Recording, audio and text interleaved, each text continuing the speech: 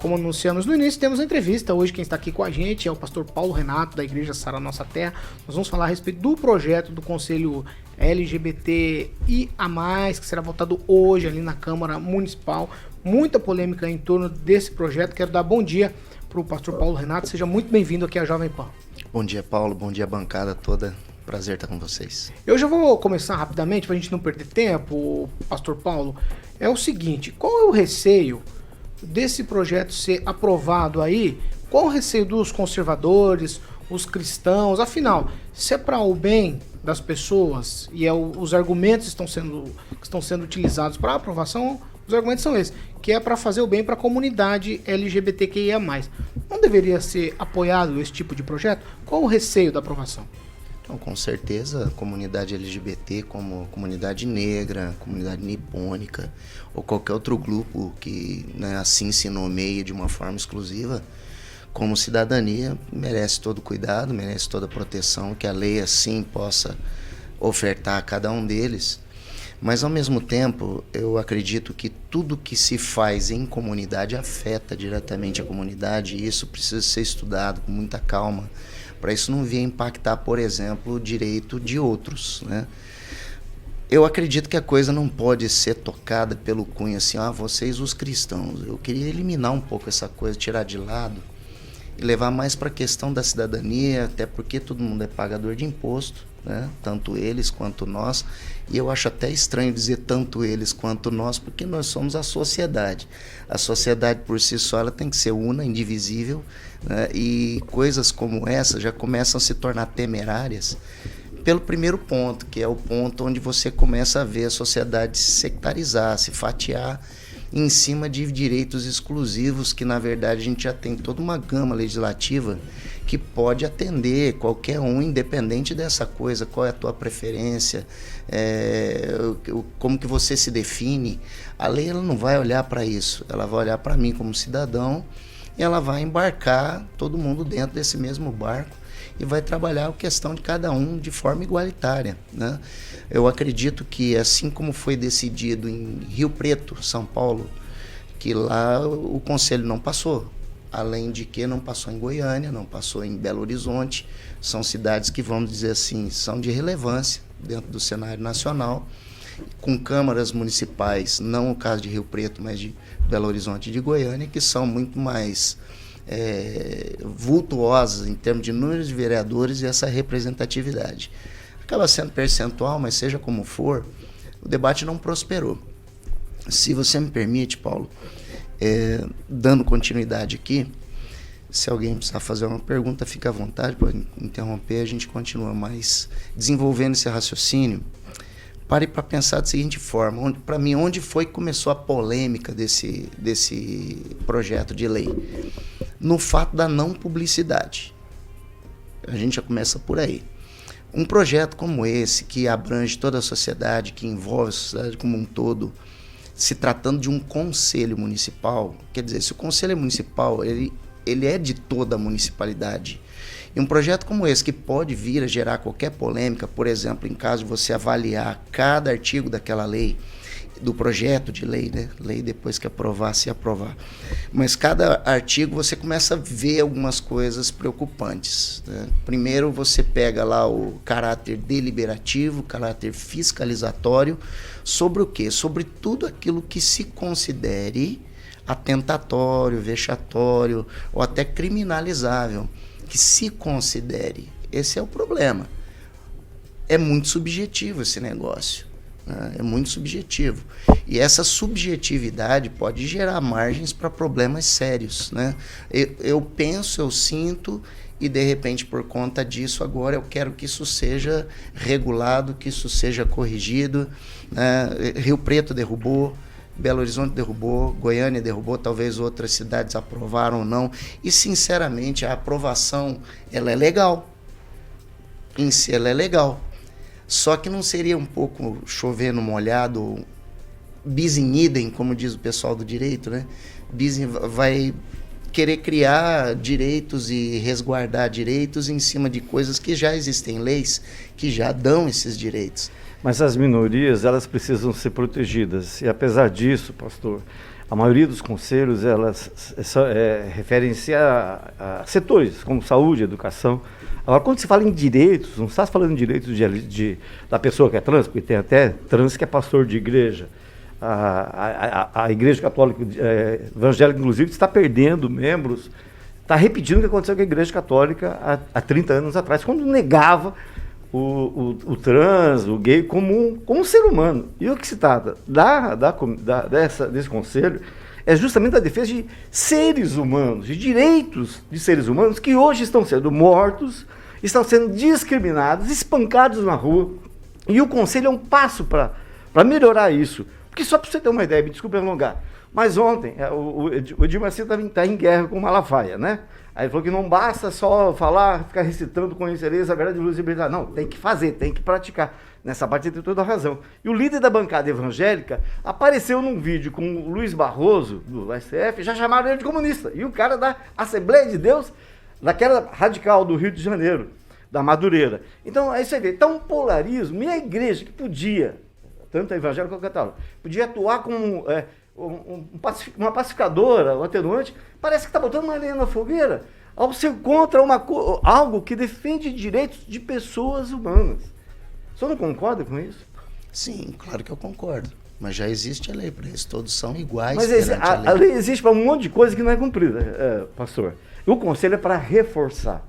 Eu tenho a impressão que a visão está muito, muito religiosa, quando ela devia ser igual o senhor falou, devia ser cívica.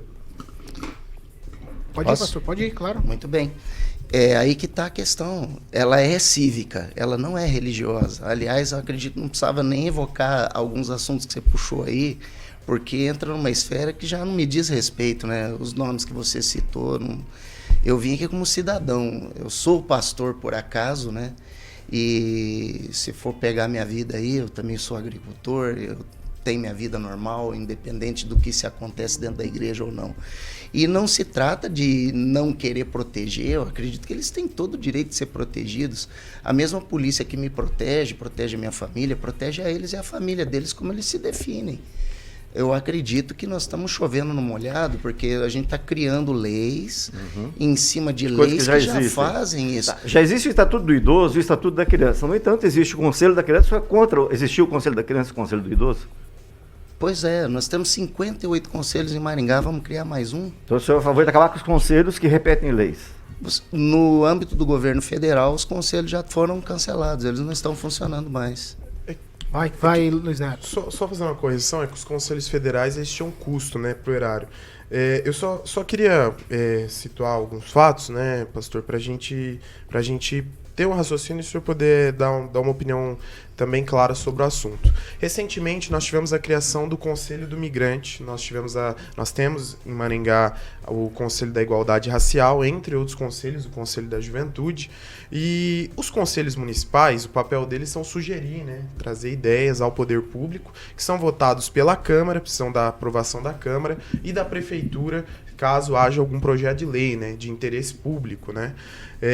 Esse conselho, o que ele tem de diferente dos demais? Porque recentemente o Conselho do Migrante foi aprovado não tem 3 meses e a gente não teve nenhuma manifestação nessa linha. Então é só para a gente entender o que se sucede sobre esse conselho, para que o nosso ouvinte ele fique situado do porquê as manifestações contra, né? Nós temos pessoas que aqui defendem, outras pessoas que são contra, e ele pega no aspecto familiar. Qual que é a questão polo desse conselho? Não, no aspecto familiar não acredito que ele pegue. Até porque o LGBTQI+, e seus desdobramentos também são família, também tem sua família, e também podem se definir como família de acordo com aquilo que eles bem entenderem, né? Isso é um direito deles, como é nosso aqui, cada um, né, o seu sistema. Mas nós temos um problema dentro da lei. Ela é deliberatória e fiscalizatória o caráter dela. Todo conselho é consultivo, Nem deliberativo. todo. Não, Propositivo, deliberativo, deliberativo não, pode Nem ser consultivo, mas todos os conselhos que foram criados pela prefeitura nos últimos 4 anos, na verdade essa sugestão não é nem do prefeito, é da OAB, né? A OAB que levou esse projeto. Eles são deliberativos, todos eles. Mesmo assim, eles não podem passar por cima dos poderes. Então era só esse questionamento que eu tinha em relação a isso. Vai mudar alguma coisa para a população de Maringá, na prática, ou não? Muda. A gente está promovendo mais do mesmo. E tem outro detalhe muito importante que precisa ser lembrado. A gente tem o Conselho Municipal da Juventude. A Secretaria da Juventude, vamos falar aqui de executivo, Poder Executivo. A gente tem a Secretaria da Juventude. Esse conselho vai ser anexado à Secretaria da Juventude. Primeiro, por que na Secretaria da Juventude? É uma pergunta. Por quê? Por que na Secretaria da Juventude? Por que a Secretaria da Juventude vai ser a mãe que vai envolver um conselho LGBTQI+. A gente precisa pensar nisso. É porque por causa do nome da secretaria, ela não é só da juventude, pastor. Ela Não tem é. uma gerência de diversidade, né, na secretaria pela questão da cidadania. Então tá, vamos lá. Vai, Edivaldo Magro.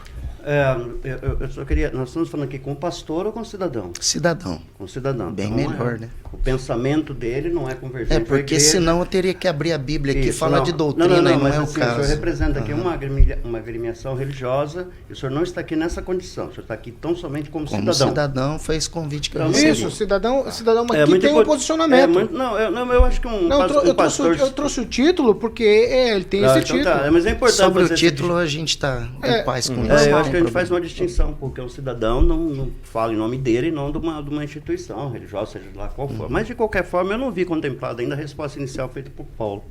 Porque é bem simplório, de forma muito simplória e direta, porque o senhor é contra esse conceito. De forma mais direta e objetiva, porque houve uma divagação muito grande, eu não vi contemplada a resposta. Seria a pergunta que eu faria para o senhor. Então, eu gostei muito de uma posição mas como que dá, sabe, sem divagação. Bem porque... tranquilo, Divaldo. Você deu uma analisada no texto como um todo? Não vi. Sinceramente, não isso tenho... é bem importante. Eu só sei dessas informações também. Então, é aí que tá. Para poder formular uma pergunta dessa, você tá com a base toda por detrás, dar uma lida no texto, avaliar. A gente teve essa curiosidade de ler, chegou até a nós, né? De uma forma um pouco passando por ali. Se você não tivesse um pouco atento, você não observava isso. Talvez a criação de outros conselhos também aconteceu a mesma coisa. Eu volto a insistir no que eu falei no começo, que são muitas informações, infelizmente, para pouco tempo, mas a questão ela é muito séria, exige muito mais colocação em cima dela. Mas você para pensar que não houve, por exemplo, um edital de publicação convocando a população para uma audiência pública onde se debateria esse tema e toda a sociedade em conjunto chegaria a um consenso. Se você avaliar também, além do caráter deliberativo, consultivo, fiscalizatório, etc., que tem lá, a gente tem também as metas de competência, que são diversas, são dezenas de metas de competência dentro do Conselho. E esse Conselho, ele abriga particularmente apenas pessoas que vão pensar da forma como eles pensam. E aí, então, é o perigo. Por quê? Porque pode se criar uma patrulha ideológica. Como é que eu vou garantir cada pessoa dentro de cada situação? Ainda mais quando você vai ver todas as cadeiras praticamente ocupadas, pelo menos a cadeira fora do poder, né? Porque o poder executivo também vai poder indicar os seus. Aí o poder vai indicar de acordo com aquilo que ele acredita no seu viés, na visão administrativa dele. Isso já são 10 cadeiras que são deles. Depois tem outras 10. Dentro dessas 10, 8 já fixas para o pessoal do grupo exclusivo. E o artigo de lei deixa bem claro que essas pessoas, elas têm que ser já do setor, que já militam no setor. Então, pode se tornar uma patrulha ideológica, sim. Se a gente for parar para pensar o que a gente vive hoje em dia, não é de se levar em consideração que realmente é de colocar apreensão nas pessoas em relação a isso. E outra, a gente tem dotações orçamentárias. Um membro desse conselho, ele vai poder fazer, por exemplo, uma viagem internacional para passar um mês num fórum em algum país e, enquanto isso, mesmo que ele estiver empregado no emprego dele secular, do dia a dia, ele não pode ser demitido, né? E isso pode se tornar uma constante, vai gastar dinheiro. Nós não estamos em tempo de gastar dinheiro também. Agnaldo Vieira. Pastor Paulo, a minha pergunta é para o pastor. Eu gostaria de saber se no templo Sara Nossa Terra nenhum membro, às vezes gay, fez algum questionamento, né, da sua opinião, ou se na Sara Nossa Terra não tem nenhum gay, todo mundo lá é hétero. Isso é uma pergunta bem subjetiva, né? Como é que eu posso definir quem é gay e quem não é gay se a pessoa não se declarar dessa forma? Se a igreja... Mas o senhor não foi abordado por nenhum membro não, da igreja? de forma alguma. Pelo contrário. O ambiente da igreja, eu gostaria de não entrar no ambiente da igreja, eu queria deixar essa conversa bem reservada no âmbito da cidadania, para não ficar aquela coisa de os religiosos são contra, porque a gente tem muita gente dentro da sociedade que é contra e não se define como religioso. Nesse exato momento, na frente da Câmara, tem um grupo, por exemplo, dos patriotas conservadores. Eles acabam dizendo lá no meio que são cristãos, mas não estão lá porque são cristãos. Tá? Outra coisa que a gente recebeu material de pessoas que se definem LGBT, especialmente uma senhora já de certa idade, tá? Acima da meia-idade, que se define lésbica por mais de 30 anos, e ela se manifestou ferrenhamente contra, ela não se sentiu representada pela criação desse conselho. E o argumento dela qual que foi, já que ela não, digamos assim, não falou em nome de uma fé, sendo alguém da pertença do grupo, ela alegou que agora não é hora de gastar dinheiro nisso, ela não quer saber disso, que ela precisa de um oftalmologista, e já está remontando meses, e a alegação é de que não tem dinheiro para contratar o oftalmo para dar essa conta para ela, entre outras especialidades, como por exemplo ortopedia. Ela não está sabendo que não existe orçamento para esse conselho. Ela está mal informada porque não existe orçamento para esse conselho. O planejamento é de no máximo 15 mil reais. Então não vai ter gasto nenhum. Não vai ter viagem internacional, não vai ter. Nesse primeiro passo, pelo menos, não vai ter. Só para informar, porque essa pessoa que está na frente, para mim parece um teatro de comédia aquilo lá. Nesse primeiro ato. Mas eu acho que... E no segundo ato? O orçamento, ele tem prazo para ser feito. E o prazo é no dia 31. Eu sei como funciona. Eu sou bacharel em direito, eu conheço a lei. Vai Kim. Viu, mas assim, aqui se falou, né? O projeto de lei está aqui, ó, né? Então, quem não leu ainda pode ler, está escrito aí. Eu fiz até algumas anotações. Existe sim a previsão de remanejamento orçamentário, indiferente se é R$10, R$20, R$15 mil. Também diz, né, aqui no projeto de lei, aqui está escrito, né, sobre a circunstância de fazer conferências municipais, regionais, estaduais, nacionais e internacional. Então tem a previsão no projeto de lei. Se ele passar na sua integralidade hoje, vai estar previsto. Pelo princípio da legalidade, isso aqui vai valer. Eu sou contra, né, sobre algumas questões que eu já deixei bem claro aqui, né? Primeiro que vai onerar o poder público e onerar o horário, eu que não concordo, por exemplo, com nenhum conselho. E a minha pergunta é nisso, né? Se caso passar esse conselho, tá? Hoje, como religioso agora, tá? Como pastor, você acha que vai ter alguma necessidade de criação de um conselho que seja, sei lá, da igreja, da família, alguma coisa assim? Ou como é que vão aceitar esse tipo de situação se hoje for aprovado? Não. A resposta é não, Kim. Não tem que ter um conselho da família, não tem que ter um conselho LGBTQI, não tem que ter um conselho nipônico que representa quase 15% da população de Maringá. Não tem que ter. Já tem lei para todo mundo. A lei de acesso à saúde é para todos, né? A lei de acesso à informação é para todos. A lei de segurança é para todos.